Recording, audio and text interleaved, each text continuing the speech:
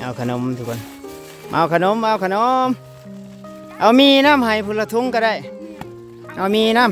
ำโอ้กำลังสิอาบน้ำบ่เนี่ยสบายดีอันนี้เพื่อนเจ้าบ่เนาะพอได้กินเด้อเลยต้องสุดท้ายไว้กินน้ำก็บ่มีแนวให้เนาะ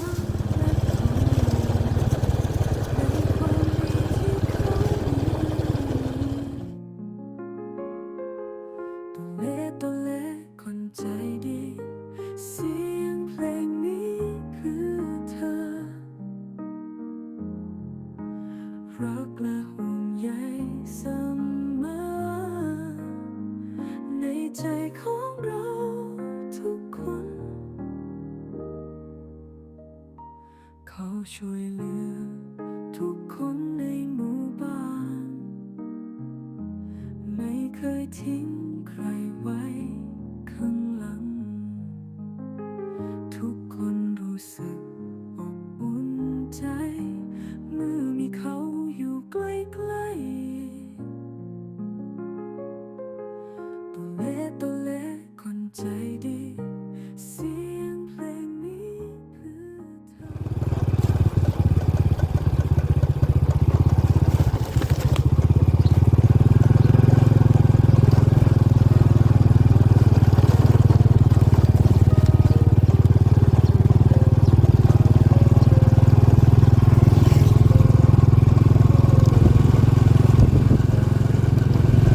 นี่เป็นเส้นทางไปหมู่บ้านชนบทพี่น้องเบาเล่เคยไปหมู่บ้านนี้มาแล้ว2 ครั้งเนาะทุกคนแต่ว่ามื้อนี้ก็สิเดินทางเข้าไปอีกครั้งพี่น้องเพื่อไปถ่ายทอดวิถีชีวิตการเป็นอยู่ของพี่น้องๆเขตชนบทลาวใต้ฝากติดตามให้กำลังใจเบาเล่เด้อกราบขอบคุณสำหรับการสนับสนุนช่วยเหลือการเดินทางจากพี่ชายทางกัมพูชาที่เพิ่นไปทำงานอยู่ที่ออสเตรเลียเนาะเพิ่นก็ได้ฝากเงินมาให้เบาเล่เดินทางไปเฮ็ดคลิปแถบชนบทแล้วก็ช่วยเหลือที่ยากจนเล็กน้อยพี่น้องเบาเล่ก็ได้ซื้อเป็นประเภทมีเนาะมีเพื่อไปแจกให้ผู้ที่ทุกข์จนเนาะทุกคนก็ฝากติดตามให้กำลังใจเบาเล่เด้อมื้อนี้ก็เดินทางมาคนเดียวคือเก่าพี่น้องส่วนมากก็ไปคนเดียวเนาะช่วงนี้ก็เป็นช่วงแบบว่าฤดูแล้งทุกคนทางก็อยากง่ายๆแน่เนาะเบาเล่ก็ได้ซื้อเป็นมีเป็นขนมไปแจกเด็กน้อยแน่แจกผู้ใหญ่แน่เนาะทุกคนซัมมี่เท่าที่มีขอบคุณอ้ายหลายๆเด้อที่สนับสนุนการเดินทางเบาเล่เนาะ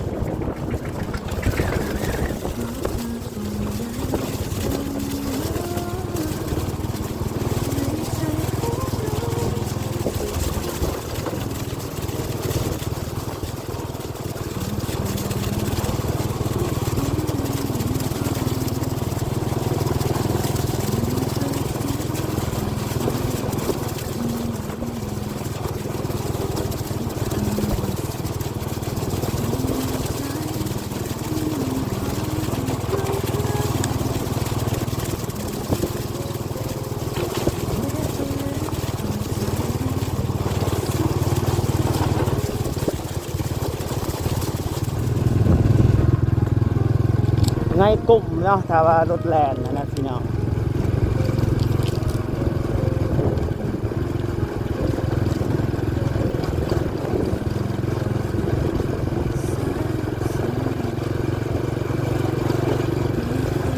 เบาเล่ก็ขอโทษขออภัย FC หลายๆเด้อทุกคนเนาะก็บ่ได้ลงคลิปเป็นปกติพี่น้อง ในจะว่าติดธุระแน่น้องบ่ค่อยสบายแน่พี่น้องอีกอย่างก็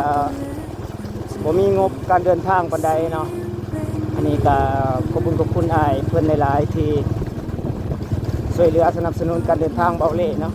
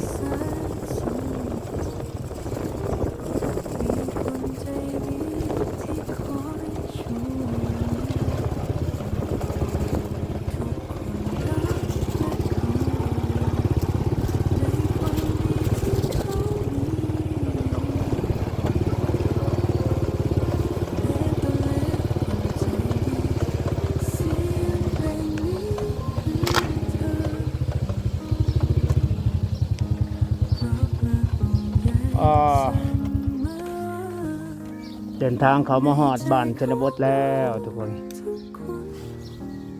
ป้าคักหลายหมู่บ้านนี้เนาะผู้คนบ่ค่อยเห็นทุกคนป้าเป็นหมู่บ้านชนบทบัวว่าชนเผ่าหยังนะทุกคนเดี๋ยวพาพี่พาน้องรอเบิ่งเนาะแจกขนมเด็กหน่อยไปแน่ให้มีไปแน่เนาะพี่น้องเนาะฝากให้กำลังใจเด้อทุกคนฮอดแล้วชนบทลาวใต้ทุกคนนี่กะโอ้ยเบาเลซีเดินทางเข้าไปในหมู่บ้านเขาเจ้าเนาะเนาะไปเบิ่งเป็นอะไรแน่พาพี่พาน้องไปเบิ่งแถบชนบทการเป็นอยู่ลงชีวิตมีขนมเนี่ยมีเนี่ยอีกหน่อยที่บ้านเฮือนเก่าอยู่เมาเพื่อนคักหลายโอ้เพื่อนอายบ่เนี่ยอยู่นี่ชนเผ่ายังอายขอทำเนี่ย ชนเผ่ากระโต เผ่ากระตูเนาะเดี๋ยวเฮาจะเอามีให้เด้อนี่นี่ เอามีให้เพิ่นลูกบ่นี่ลูกเลยเนาะ ร้าน อันนี้บ้านยังไง บ้านวาง บ้านวางเมืองท่าแตงเนาะบ้านวางพี่น้องโอ้บ้านเฮือนกับใจพอได้กินเด้อ ใจเด้อเลยสู้อาชีพอยู่ทางบ้านได้นี่เฮ็ดอีสังเขาปลูกอีสังส่วนหลาย มีแต่พวกมัน ปลูกมันโอ้กาแฟบ่เกิดบ่ เกิดคือกันแต่ว่าเขายกเลิกตอนนั้นเด้ทางทิพย์มัดกระเพง มีแต่ปลูกมันเนาะ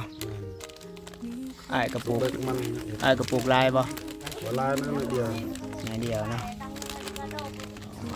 ขอบใจได้เด้อสู้ๆสู้ๆพี่น้องไปเรื่อยๆหมู่บ้านนะนี่เป็นชนเผ่ากระตูนาสิพ่อสาวโสดผู้คนบ่คอยอยู่ทุกคนนาสิไปสวนมันต้นมันสับปะหลังเพราะว่าช่วงนี้เป็นช่วง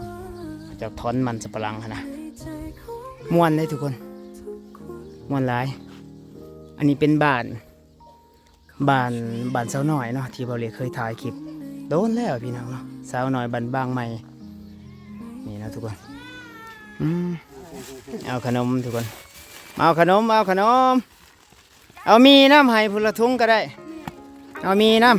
ำโอ้กำลังสิอาบน้ำบ่เนี่ยเอามีให้น้ำพุละทุงพี่น้องเนาะเราหมู่บ้านเพิ่นเอาขนมน้ำบ่เป็นหยังเอาให้ซื้อโดยเอาโลดเอามีเอาโลดยังอยู่อยู่โลดแบ่งปันกันกินขอบใจสู้โดยให้กำลังใจเลาะหมู่บ้านกับเจ้าถิ่นเพิ่นทุกคนเบิ่งหมู่บ้านทางนี้น่าสิปลูกมันสับปะหลังในมันต้นได้เบิ่งเพิ่นโอ้เป็น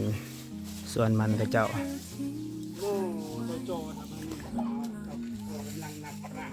ได้คนมะม่วง11 คนเอาบัดนอนกันแนวใดบ่ได้เบียดกันบ่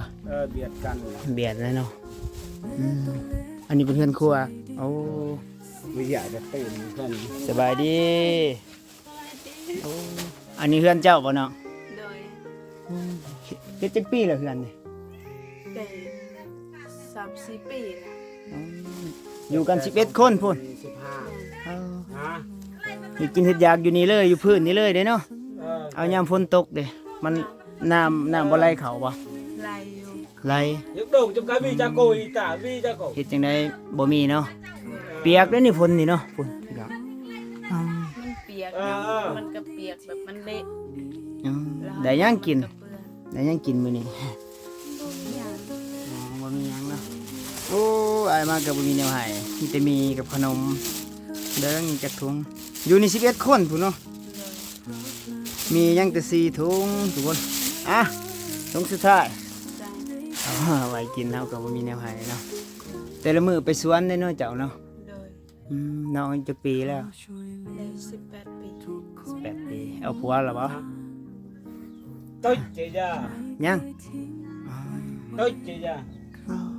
กาวีดังนี่ชนเผ่ากระตูเด้เนาะโดยน้องปลูกยังอยู่สวนปลูกมันบ่ปลูกมันปลูกสังบ่ได้เฮ็ดไร่เฮ็ดนาบ่มีแต่เฮ็ดสวนยังสวนมันต้นนี่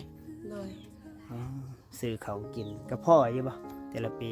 บ่พ่อไปรับจ้างเลยเนาะบ้านเพิ่นอยู่11 คนเขาจะไปเวียกหมดบ่อ้ายน้องเป็นผู้สาวเลยพี่น้องสาวเผากระตูสาวงามแบบบ้านๆทางชนเผ่าเจ้าตำศีลบ่บางคนก็ตามบางคนก็บ่ตามคือน้องนี่บ่ได้ตำบ่ตำบ่เป็นอันนี้มันก็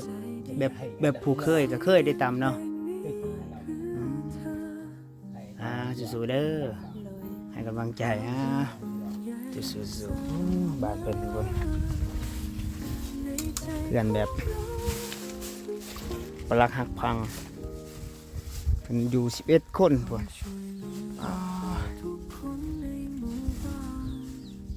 บ่มีแนวให้ทุกคนเรือมี4 ธง 4 ถุงม่วนในบ้านเพิ่นเป็นปอง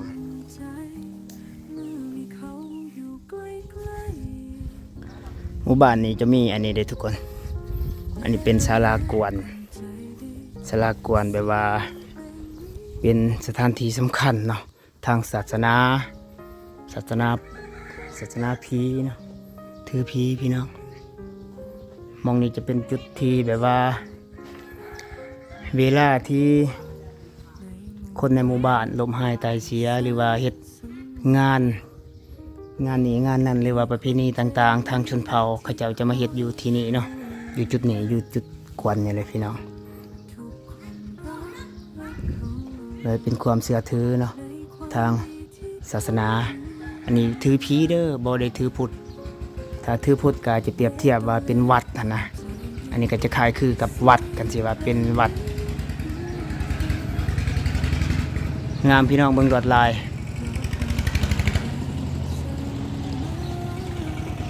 อันนี้เป็นบ้านว่างใหม่เมืองท่าแตงแขวงเซกองเป็นบ้านชนบทลาวใต้นะมื้อนี้ก็เดินทางมาเข้ามาถ่ายหมู่บ้านให้เบิ่งเล็กน้อยแล้วก็มีพวกขนมนะพี่น้องเอามาให้ประชาชนในแถบนี้เนาะแบ่งปันน้ำใจเล็กๆน้อยๆทุกคนก็ขอบคุณอ้ายเพิ่นทางออสเตรเลียเนาะจากกัมพูชา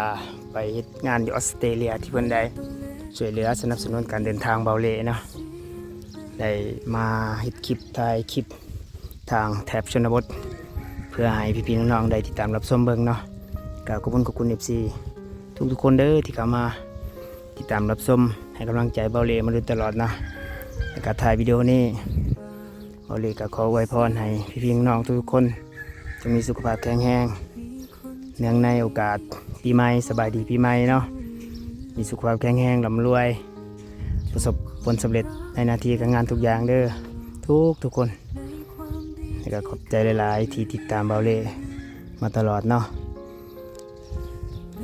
ก็สิได้จบคลิปไว้ทุกคนเป็นจังได๋เฮาก็สิได้กลับมาหมู่บ้านนี้อีกครั้งหวังว่าในอนาคตเนาะถ้ามีโอกาสมีเวลาก็ฝากติดตามรับชมให้กำลังใจคือเก่าเด้อเอาเลยกับบริสุทธิ์ลงคลิปด้นให้พี่น้องเพราะว่า